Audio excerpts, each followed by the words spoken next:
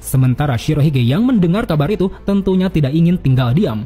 Dengan membawa seluruh armadanya, dia pun berangkat menuju panggung eksekusi yang berada di markas besar Angkatan Laut. Saat itu dalam keheningan, pasukan bajak laut Shirohige perlahan mulai muncul satu persatu di area Marineford. Hingga terakhir kapal utama Shirohige yaitu Moby Dick secara mengejutkan muncul dari dalam laut dan mengejutkan semua perwira di sana. Dan saat itu, tanpa aba-aba, dengan kekuatan buah iblisnya, Shirohige langsung menggetarkan udara dan menciptakan tsunami besar, yang mana pada tahap selanjutnya, gelombang tsunami ini berhasil dibekukan oleh sang Admiral Aokiji. Dengan dilayangkannya satu serangan dahsyat itu, kini pertempuran besar pun resmi dimulai. Para kru bajak laut Shirohige dan perwira angkatan laut saling berhadapan satu sama lain. Duel-duel di antara komandan divisi, Shichibukai, wakil admiral, serta ketiga admiral sungguh tidak dapat terhindarkan. Hingga di tengah bentrokan tersebut, tiba-tiba saja mereka dikejutkan dengan munculnya aliansi Luffy yang jatuh dari atas langit. Kedatangan Luffy dan aliansinya ini pun lantas menjadi tambahan amunisi baru bagi bajak laut Shirohige dalam upaya menyelamatkan Ace.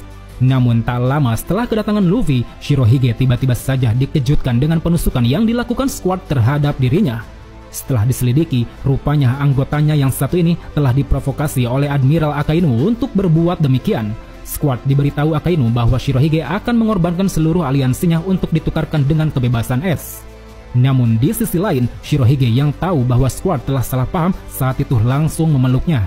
Dengan kasih sayangnya sebagai seorang ayah, Shirohige menegaskan bahwa dirinya tidak akan mungkin melakukan hal tersebut kepada para anak-anaknya yang berharga.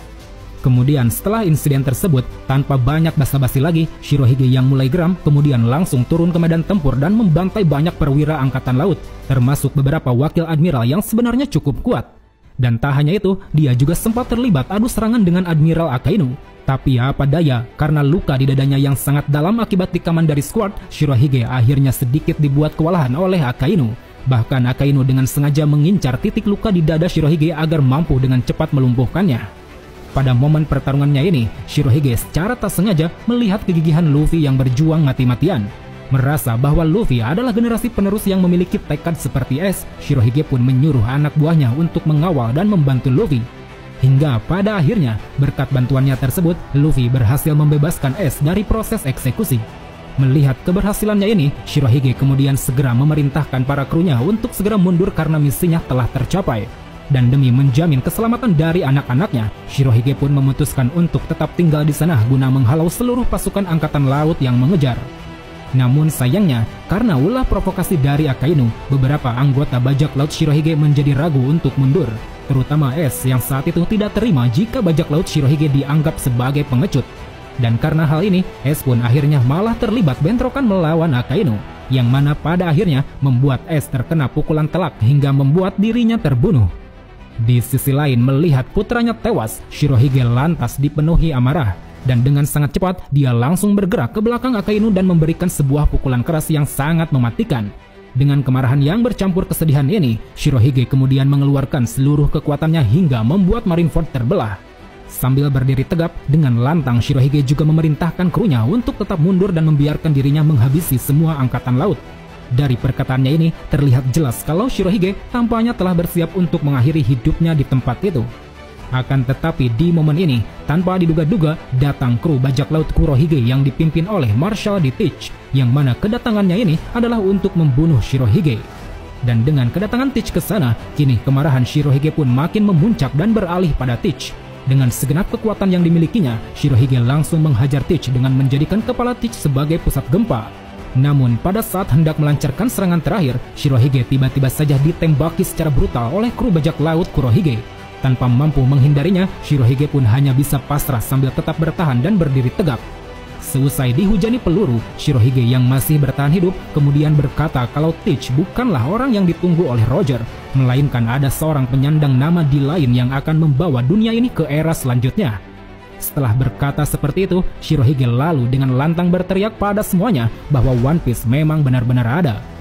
Perkataan Shirohige ini pun sontak membuat seluruh orang-orang di sana terkejut, termasuk juga orang-orang di seluruh dunia yang menonton peperangan tersebut melalui siaran langsung. Dan setelah menggetarkan seluruh dunia dengan pernyataannya ini, kini Shirohige pun mulai menghembuskan nafas terakhir sambil tetap berdiri tegak layaknya seorang kesatria. Singkat cerita, setelah peperangan Marineford berakhir, jasad Shirohige dan juga Ace kemudian dimakamkan di Pulau Sphinx, yaitu tempat kelahiran Shirohige. Semua prosesi pemakaman dilakukan oleh Shanks dan juga Marco. Hal ini merupakan bentuk penghormatan Shanks terhadap sosok legenda yang dulu pernah menyaingi mantan kaptennya Goldie Roger. Itulah kira-kira akhir kisah hidup dari sang manusia terkuat di muka bumi. Di umurnya yang telah menginjak 72 tahun, dia memilih mengakhiri hidupnya di sebuah perang besar yang akan selalu dikenang oleh orang-orang. Tercatat selama pertempuran tersebut, dia telah menerima 267 luka tebasan pedang, 152 luka tembakan pistol, dan 46 luka tembakan meriam. Di akhir hayatnya, dia sama sekali tidak memiliki luka di punggungnya, yang mana itu berarti selama hidupnya, Shirohige tidak pernah sekalipun melarikan diri dalam menghadapi segala macam pertempuran. Di mata anak-anaknya, dia adalah sosok ayah yang sangat pemberani, bijak dan penuh kasih sayang. Di mata teman-temannya, dia adalah sosok kawan sekaligus rival yang sangat menakjubkan. Di mata musuh-musuhnya, dia adalah sosok besar dan kuat yang begitu sangat ditakuti di lautan. Dan di mata orang-orang di seluruh dunia, dia adalah seorang legenda yang bersejarah serta pengaruhnya begitu sangat luar biasa. Bahkan orang-orang menamai era ini sebagai era Shirohige. Aku hanyalah manusia yang memiliki satu jantung. Kalian bisa memanggilku iblis ataupun monster, tapi perlu diingat, aku tidak bisa hidup menjadi manusia terkuat selamanya. Edward Newgate, Shirohige.